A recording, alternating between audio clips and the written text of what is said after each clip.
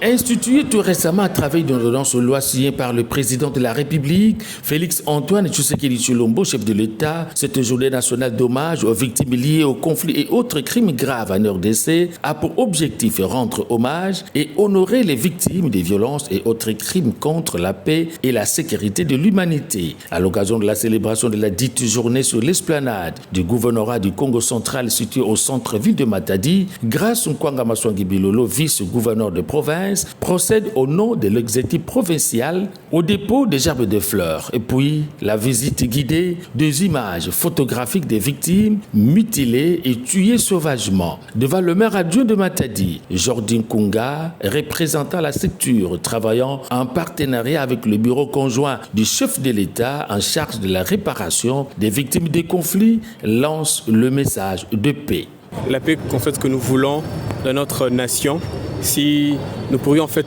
bénéficier ou encore nous pourrions jouir de nos ressources naturelles sans que nous soyons des victimes de viols ou encore des victimes de tueries pour des choses qui nous appartiennent. C'est aussi une journée en fait de commémoration, de penser à tous ceux qui ont été victimes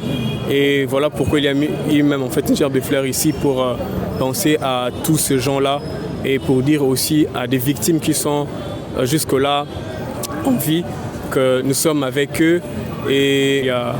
un proverbe qui dit, je vais en fait le dire en lingala, ceux qui musapi et zui pasi zalibor mubimade pas voir même tous les corps. Donc ils ne sont pas seuls dans leur souffrance, nous sommes avec eux. Pour Maître Annie Massengo, présidente du réseau de protection des victimes, plaide pour l'accompagnement des familles des victimes. L'histoire nous renseigne que cette problématique date depuis la guerre mondiale, puis en 1998 lors de massacres des Congolais à cause de l'exploitation illicite des ressources naturelles du sous-sol. Le combat est pour tout le monde car un peuple qui ne réfléchit pas à son passé est condamné à revivre plus tard son histoire.